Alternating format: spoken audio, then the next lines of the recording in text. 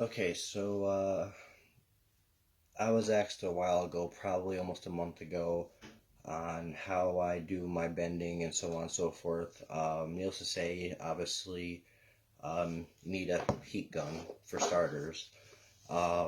Yes, they do have kits out there for doing hardline bending. You do not need the kit.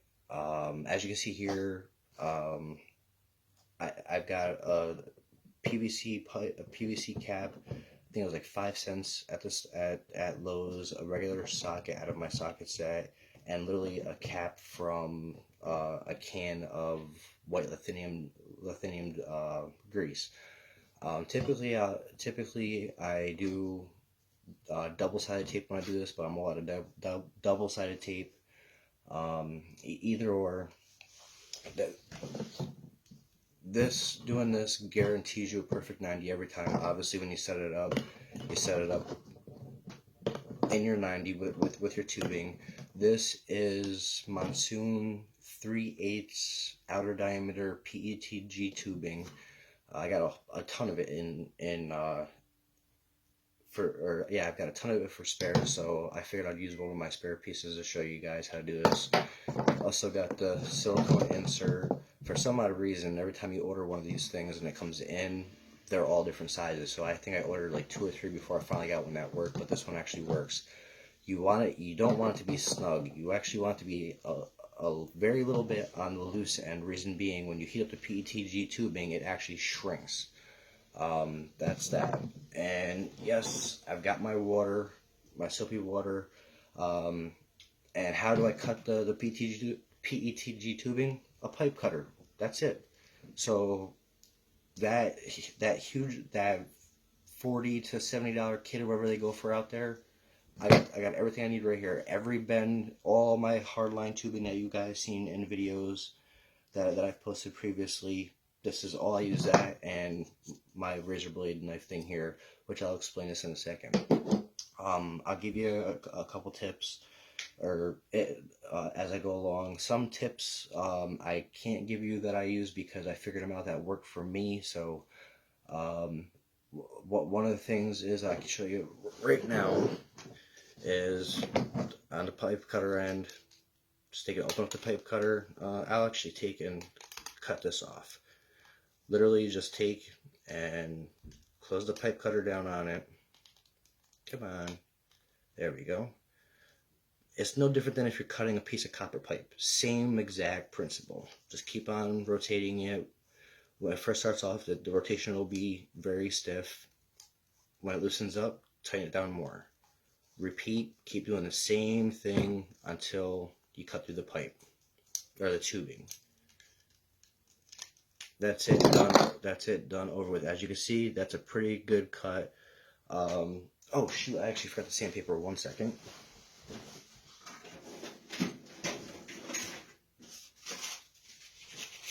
And the sandpaper. There's my deburring tool. That, as well as that.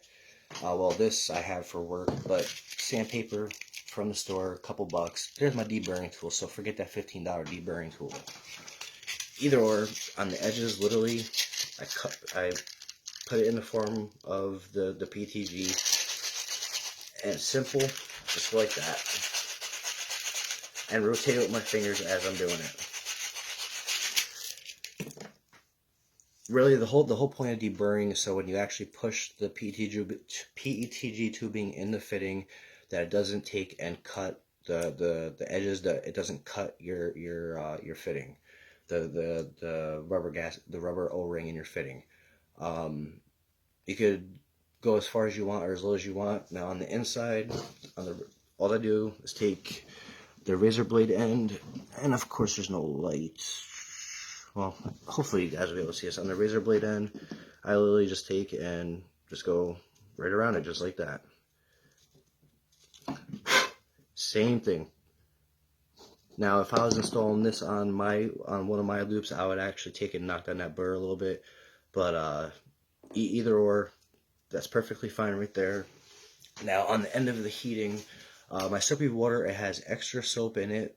Reason being, there's where my first tip comes into play, is I've actually found the easiest way to figure out when because obviously you put the silicone insert in the water, soapy water, then you put it in the tube.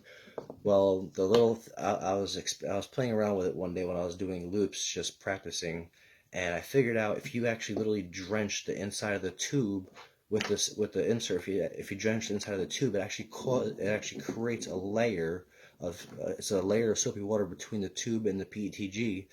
And I figured out that when the tube is actually as you're rotating it, when you're heating it up, you'll actually start seeing the soapy water. It'll actually start to bubble like boiling, but it's not boiling.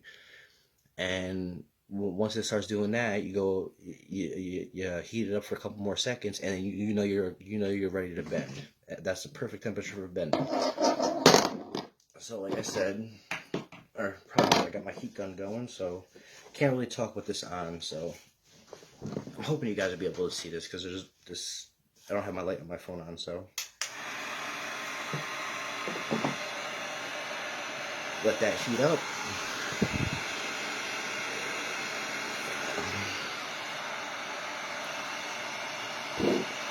It's on high right now.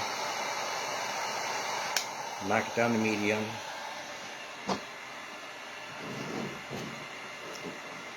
Now, just drenching my tube, my silicone insert in the water, coating the inside of the tube. You can probably see, hopefully you guys can see that I got water inside the tube. Put the insert in. Now, here's a little tip for you when you go to do your 90°. If you're going to do it this way, whatever, even if you do buy the kit, once you start the 90, don't play with it. Go right into the 90. Do it right away. So start to heat it up. I really don't think it's going to show up on the camera, but I'm actually going to crank this up and do this fast.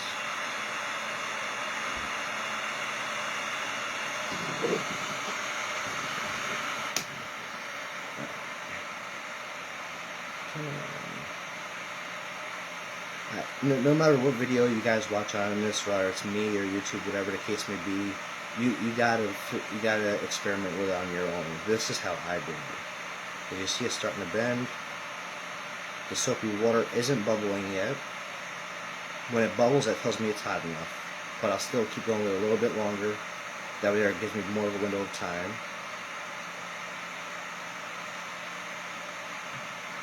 Soapy water just started bubbling.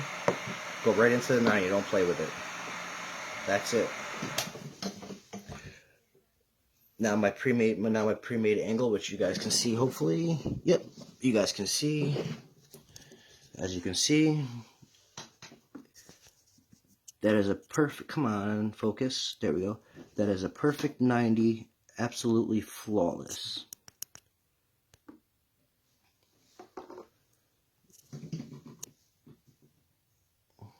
That's a perfect 90, absolutely flawless. Now what you can also take and do is, well, I'm going to blow on it a little bit. Once it actually holds its shape, which it's doing, it's still a little warm, I actually dip it in the water to freeze it.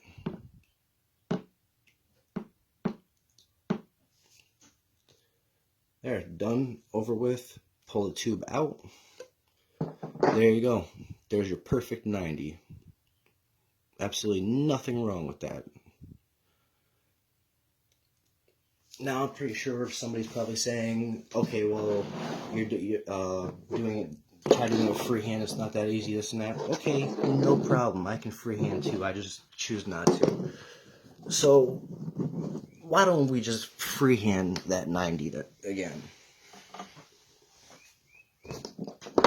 Turn the gun on. Again, I'm going to freehand this. Freehanding I find easy, but it is what it is. Insert my tube, or insert my silicone insert. I'm going to freehand you guys a 90.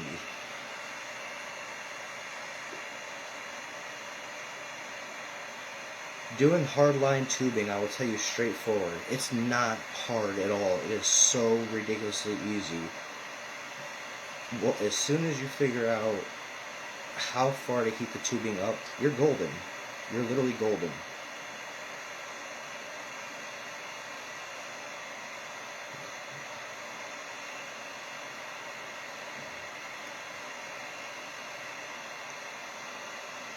Here you go, you ready? There's your 90 freehand. Or is that about 90? Yeah, it's about 90 right there. Now let's hold it. I actually may start freehanding my loops, because I actually like how that came out better than doing it the way I've been doing it, which is this way. But what I'm going to take and do, hopefully I can do this, I'm actually going to freeze it in place faster. Okay.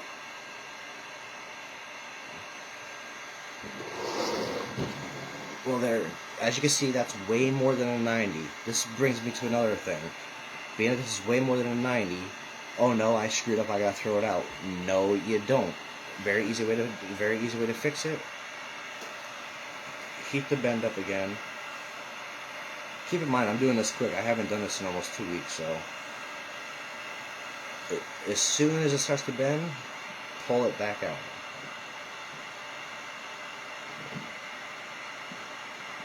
You do have a little room to work with it, or a little window of time to work with it.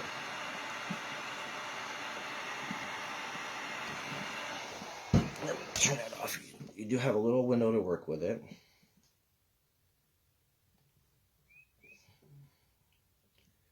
I'm going to freeze it in the water like I showed you guys already. And there you go. There's a 90. And as you've seen, I had it way over. I just heated the bend up a little bit, and I brought it back. Now remove the tube, or remove the insert. Voila.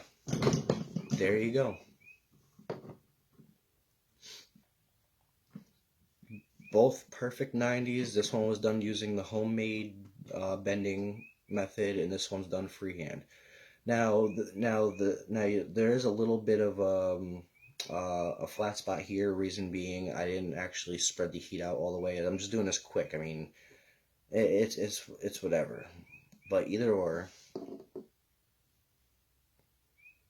mean, obviously, when I do my bends, when I'm actually making a loop, it takes me a little bit longer to do my bends, because I get very nitpicky with them. But that's pretty much it. That's my whole kit right there. You can see clear as day. I could do freehand. There's my pieces I use for bends. I choose when I do a loop. I choose to do the bends. To me, I just do it because it's quicker. I ain't got to fool around with it. But as you can see, I can do freehand as well. Sandpaper. There's my deburring tool for outside the tube. My deburring for inside.